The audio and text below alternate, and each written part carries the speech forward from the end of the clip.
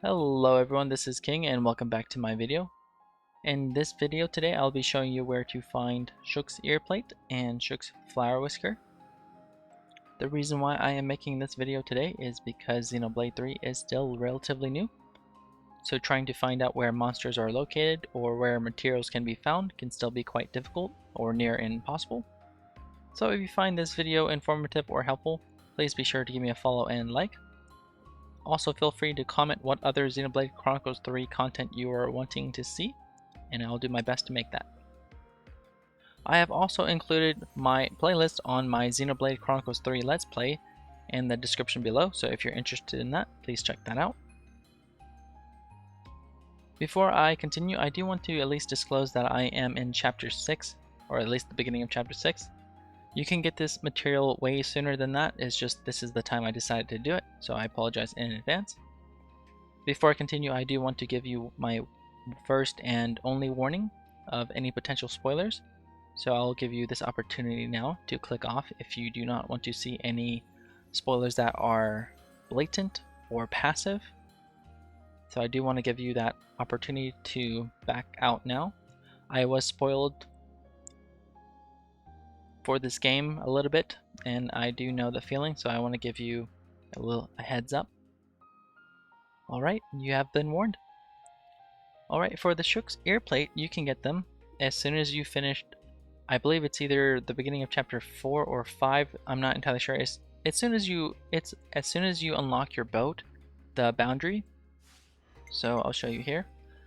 It's in the Condensia region. Here you go. So whenever you unlock your boat, the boundary should be here at the harbor. Should be able to teleport to the Centridge Harbor Control or the Fuller Elevator Landing. Here at the harbor, you'll take boundary all the way up north, and as soon as you exit the cave, you should be able to find Shoox all over the waters here and here. They're pretty much everywhere, but they are dependent on the time of day. So Shoox are these dolphin-like creatures with flowers on their body.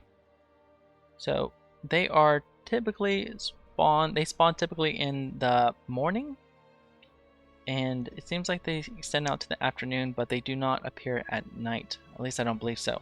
There are a different type of Shoox that appear at night, but I believe it also depends on the type of weather. I believe it has to be rainy or stormy for them to appear, because they don't normally appear if I just set it for nighttime. So if we see here, we set it for nighttime, the Shoox disappear, and they should have been replaced. There we go, here we go. The red Shoox over here. So these Chaco Shoox are just a little bit higher level. If you can't defeat them, then just go ahead, go for the morning time and fight them. I believe they drop the same thing. At least I'm pretty sure. At least the materials you need for the gem crafting you can get from either one, so I wouldn't really mess with them unless you just want to gain class points or progression points for class selections, then you can do that. But here we go, when the image icon to the right is either a sun in the left hand corner or a full sun, you can find them there. So the pink Shoox will disappear and the red Shoox will appear. There you go.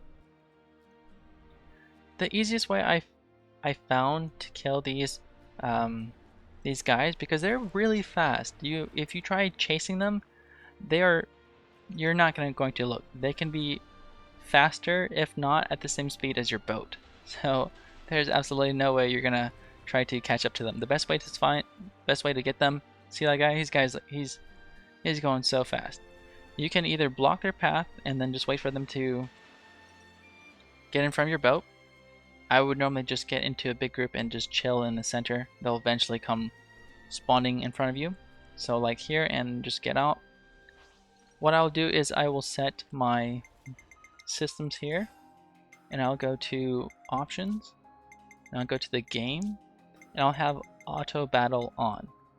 If you have auto battle on, as soon as you target an enemy and you press the A button, sorry, where is a close one? Here we go. Press the A button. They will rush over to the enemy and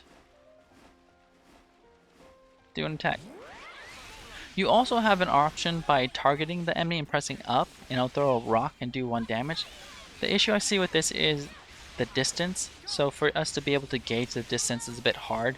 Some enemies are actually further than they seem. So I like doing this because it's just simpler. So you can just be in a group of a bunch of Shoox, like a little group of them, and as soon as they get close you can press up and then the guy will, or press A, I'm sorry, and then they'll rush over to the Shoox. And sometimes I catch up with them, sometimes I don't. If not, you can just like transfer over to the next guy, like this, and you'll eventually catch up to them. Alright.